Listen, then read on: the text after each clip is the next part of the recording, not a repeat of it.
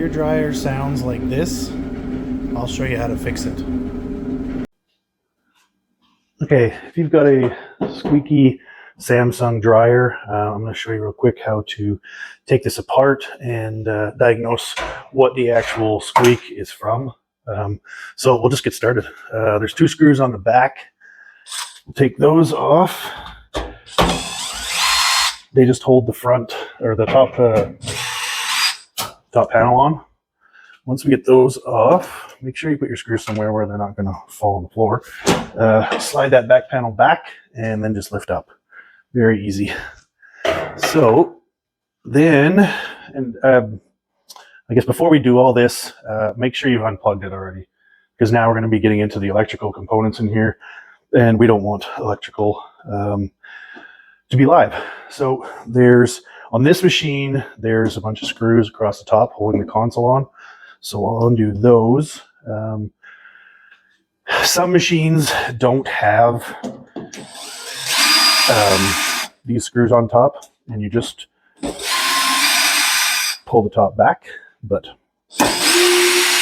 this one has it. So we'll take these off, and then the console comes forward. Now you want to watch, there'll be 2 wires hooked up on this right side here. So we're just going to unclip those, and that's it. So those are the wire connectors right there. And we'll put that aside. Now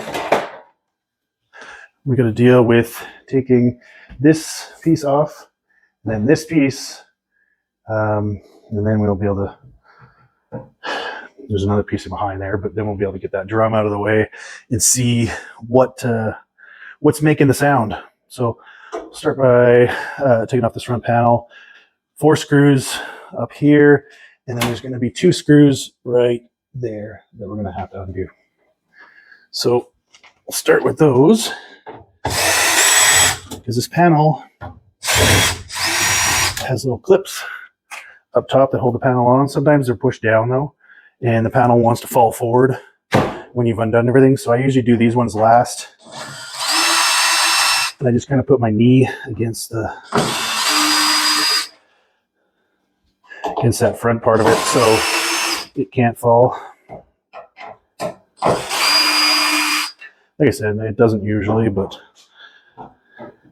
so you can push these little tabs down if they're being a real pain in the butt. Most of the time you can just lift this panel up a little bit and it can get over those. So then there's a door switch here.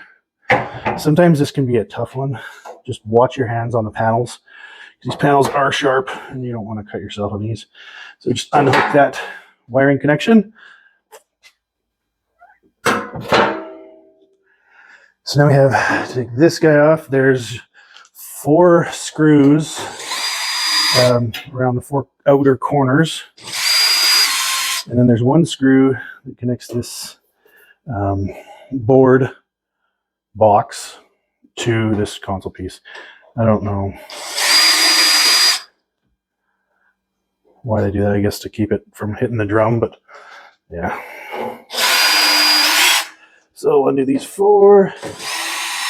Now the wiring that we unbolted or disconnected earlier ran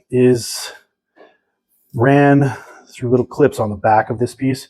So once we pull this off, there will be holy cow, why is that so tight?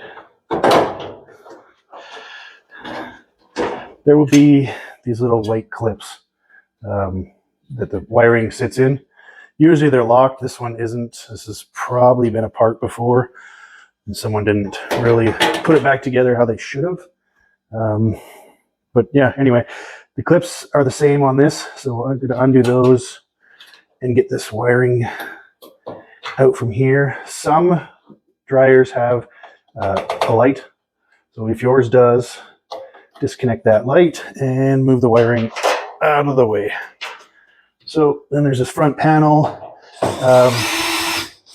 4 screws again, 1 more on this heater duct right there. So it makes 5, I guess, for the front panel here. This is all pretty easy. I know I've done it 100 times, but it's really not complicated at all. It's pretty obvious how it comes apart when you're starting to take it apart. So yeah, you'll see. You don't want to take out a bunch of screws that don't need to come off, because that's just a waste of time. But yeah, just follow what I'm doing and you'll be good. So we're going to lift up on this panel, and it's going to come out of these little hooks that are sitting on this side panel. Now, usually you have to drop it down to get the front rollers here. The drum is sitting on top of those rollers. So usually you have to drop this whole panel down in order to get this panel to come off. So first thing you look at when you take this all apart is these front rollers. There can be a lot of dust, dirt, whatever, built up on them. These ones, there's not much at all, and they spin and sound pretty good. Later we'll take apart this vent duct here, because it's usually plugged up. But anyway, this piece is not the piece that's making the sound. So now it's the belt. It's tough to show this on camera. Basically, the belt runs around the drum, hooks up to the motor, and then there's an idler, which is basically just a tensioner on the belt. So we have to hook it off that idler and off the back of the motor pulley. In order to do that, that tensioner moves. It's got a spring on it that allows you to actually move it to take the belt off. So basically you just move that tensioner over, take the tension off, and then the belt can come off. I've showed it in a couple of the other videos I've done. It didn't really ever turn out great, but yeah, that's basically how that comes off. Now the whole drum can come out. We can just set it aside. Usually I mark the front or the back, even or of the drum, just so you know which is front and back. It doesn't technically matter in a lot of drums, but just because it should go back that way, we're going to make sure that it goes back that way. So this is the whole rest of the dryer. You got your heater duct here, your thermostats on it, the motor right here, the idler right there. That actually spins really well. Those can be issues sometimes, but this one actually looks like it's cracked. Maybe I'll get you guys a little closer and you can see what we're talking about here. Okay, that might seem kind of like a weird view, but basically you're looking down on the dryer. So the motor right there, the idler right here, see it's got that spring on it that keeps the tension on that belt. But I don't know if you can see this or not, but right here, there's a crack in this idler. So this idler is no good, even though it spins actually quite well. Yeah, I wouldn't trust that to not just fall apart. But that's not what's making the squeaking sound. So that one doesn't sound too bad. Oh, it's usually this roller. I don't know why. Right rear. It's whether it takes more load or I don't know. It always seems to be the problem one, but yeah, that's the one that's making the sound.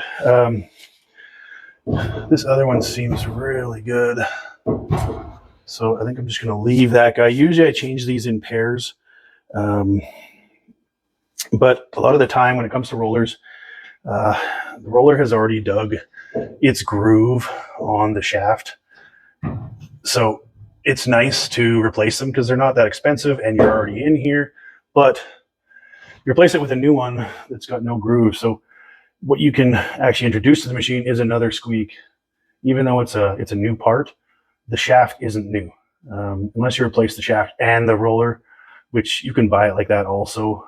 Maybe I'll leave a leave a link down in the description for all these parts that I'm talking about here, the idler, the rollers, just in case you guys have something different wrong with yours. But yeah, usually always it's either the idler or one of the rear rollers. It's in most cases. Okay, so I got you on a little bit of a different angle here, but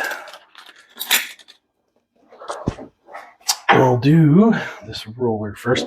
So I just use a pick. Careful not to stab yourself if you're using the same type of thing. These are fairly easy to take off for the most part. Sometimes some of them can be a pain in the butt, but yeah, that was really easy. What I do too is usually I'll take a rag and just wipe off that shaft. It's usually got a bunch of oil that the factory puts into the actual old rollers. These are impregnated oil bearings. So it's not an actual traditional bearing with actual rollers in it. They just soak these in oil before they press them together in the factory. So that's why you get all this gunky sort of stuff on there. So let me just grab a rag and I can wipe that off.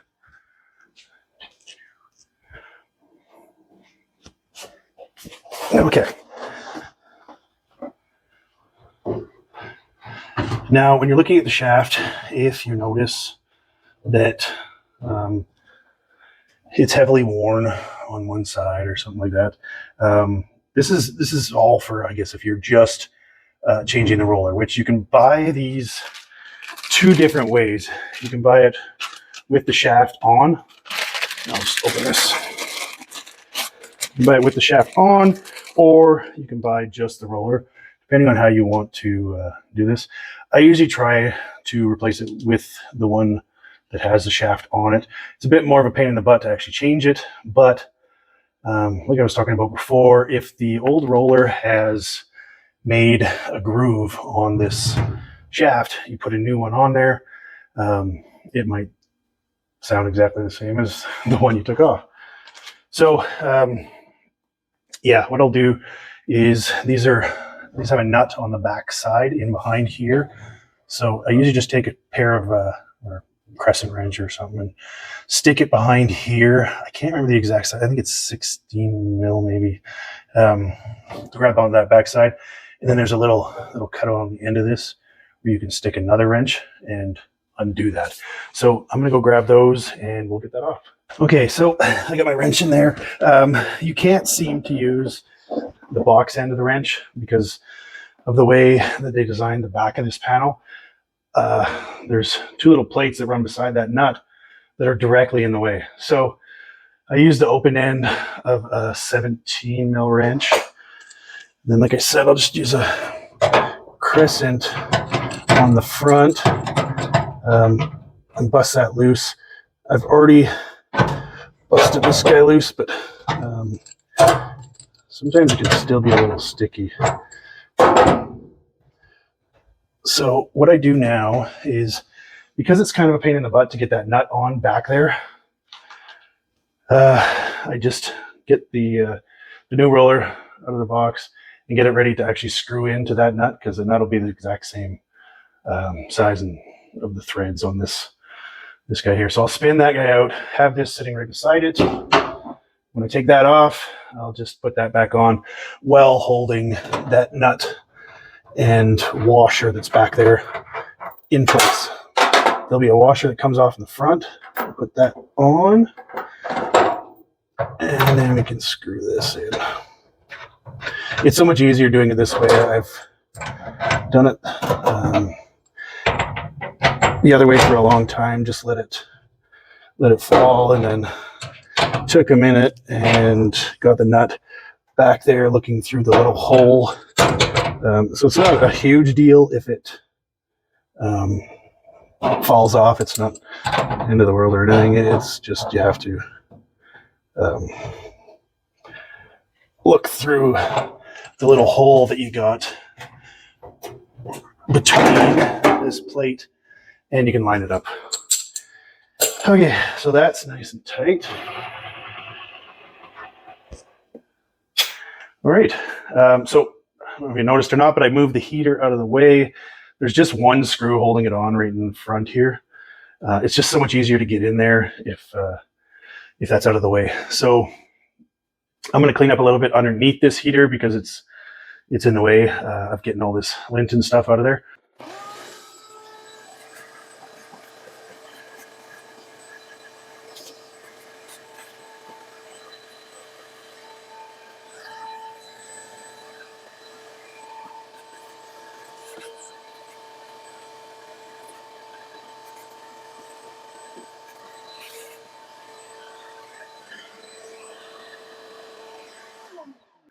Okay, so that's all vacuumed out. I'll just have to put that heater back in place.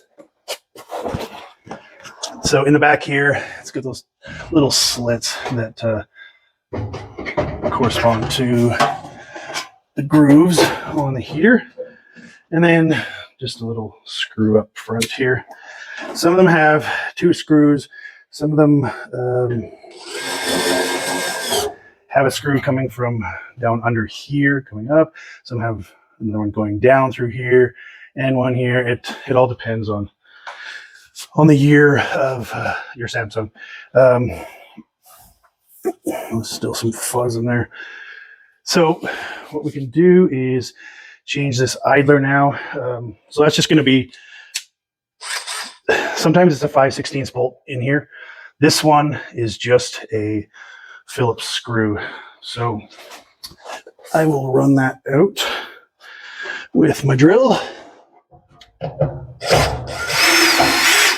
because that's so much quicker.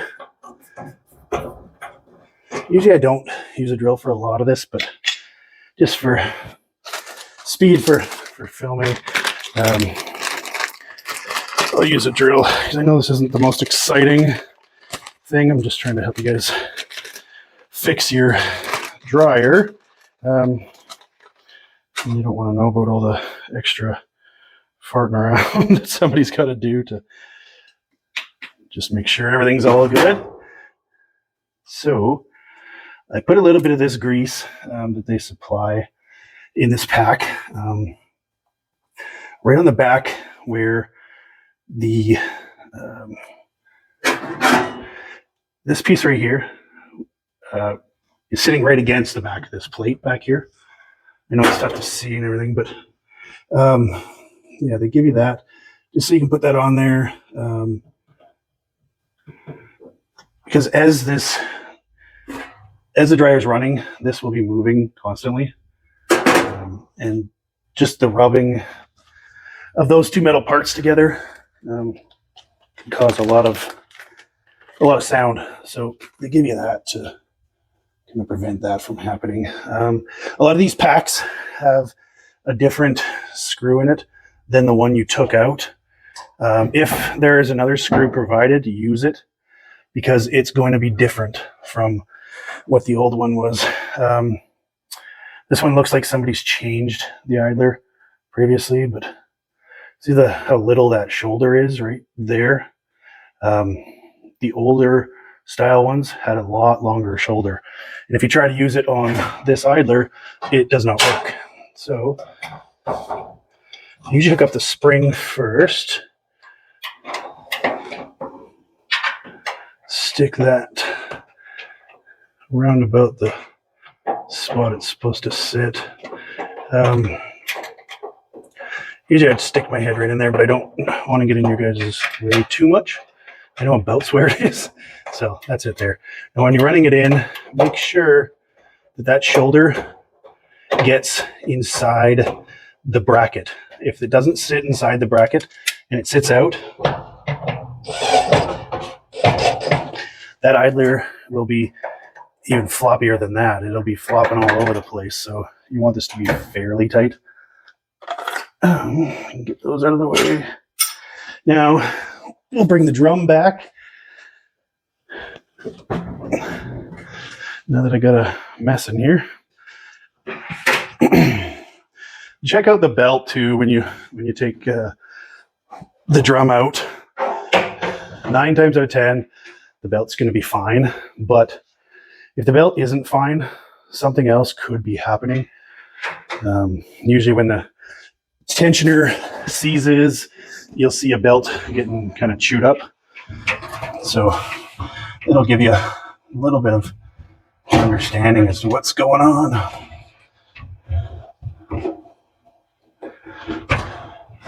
Now, after I put a belt on, I always give it a bunch of turns because that belt doesn't seat where it's supposed to be right away. And if you put everything back together without doing that, it could fall off the idler, or the belt could be twisted and it could just come off the motor pulley. You want to make sure that it's going to actually run where it's supposed to be. Okay, so we're going to put on this panel here. So it's got a little lip up here. So you want to hook that into the top of the drum and lift the drum with this panel, and then hook on the top pieces. Don't worry about the bottom ones just yet. We'll get to that in a second here. So make sure that this wiring is backing out of the way too, because if it gets caught between these two and you don't realize it, you put it back together up to the point where you need the wiring and the wiring's stuck. So you got to take everything back apart. So right now, what you're going to do is push in a little bit on the bottom. It's to seat the bottom rollers under the drum, but there's no great way to do that besides this way. So yeah, you give it a little pressure and you just turn the drum and it'll seat in like that. Then you can hook on your bottom ones. Make sure to do up any electrical that you've undone. This guy here, the light, and the two to the console. So we can put these 5 screws back in. I wanted to take this off. So what happens a lot with these is a lot of lint will build up inside of here, and it'll stop the lint filter from going deep enough. When it does that, clothes can catch on that lint filter and it can rip the clothes. So I always take this off just to clean it out, because it's right now we're already in here. It's 2 little screws to take it off, and then you just pull down. So if you look down inside of here, you can see a bunch of stuff you can clean off. If you look down inside here, there's a bunch of lint that'll be caught in these tracks where the lint filter is supposed to go. Like that's a lot of lint there. You can use your pick or a screwdriver or whatever. You can use your vacuum, I guess, just to suck all this out. So yeah, that's a lot of lint that was just sitting in there that it didn't look like there was pretty much anything in there until you get it apart like this and realize that's a lot of stuff that can jam up the dryer from actually getting rid of all that lint and hot air. So put that back on, just slip it back up, put these 2 screws back on, and then we can put those 5 screws back on here. I'll just grab those. If you want, you can keep your screws separated from, this one goes with this panel kind of thing. For the most part, the screws are pretty much the same on this machine. Some of them will have the screw that's supposed to go down here because it's going into plastic. It'll be a plastic kind of thread. Still a metal screw, just a lot chunkier of a thread. It doesn't need to be real tight thread to screw into plastic. So yeah, that drops into there really nice actually. It falls in there. So that's good. Now we got to put this piece back on for the console. what I do usually now is put this wiring back into the looms that are up here. You leave this one, come down here because that's for the door switch. That doesn't need to go up into here. This one, I usually hook up the light first, and then I can hook it into this other holder here and put it into that little now piece. Usually it doesn't even stay in there, but I put it in there for now anyway. Putting this piece on can be a bit of a pain, especially with how tough this one was coming off. Usually it kind of falls off, but so what you want to do is kind of hold it there and hook in to the back of these little holders the wiring onto this piece now. So this one only had one. I think somebody probably busted off the other one that's supposed to be over here. But basically you need to put these 4 little tabs into the pieces that correspond. But when you put it through, here's what I usually do. I'll kind of show you a little trick here that usually works. So I put the top ones in first and screw them down. Then, because you have to line up a bunch of things here, there'll be a piece that comes from this front panel that'll come up through here. Make sure that does come up. And then you can move the panels quite easily. Line up the bottom one. If you get one, throw a screw in it because it can pop out pretty easy when you go to put the other one on. Dryers are pretty tinny and yeah, they flex a lot. So make sure this is actually coming up through there, which it is. And then you can put that side on. That one doesn't stay in there nicely, but that's right, we can push it down. Hit that screw. So should have those 4 in, and then one more up here. Okay. Now I can put this front panel on. If any of these pieces have a whole bunch of lint buildup on the inside of it or whatever, clean it out. It only takes a couple seconds, and it saves a lot of pain in the butt later. So there's going to be 4 screws across the top of this guy, and then those the two that come from inside actually have a washer on them. Most dryers have that same type of washer on the inside, so you know that those go inside here.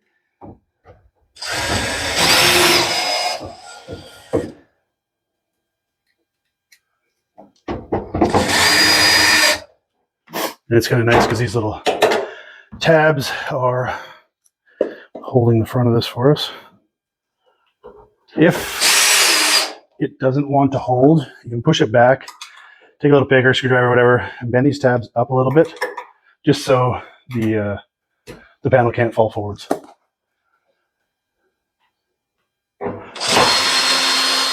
we'll put these 4 on.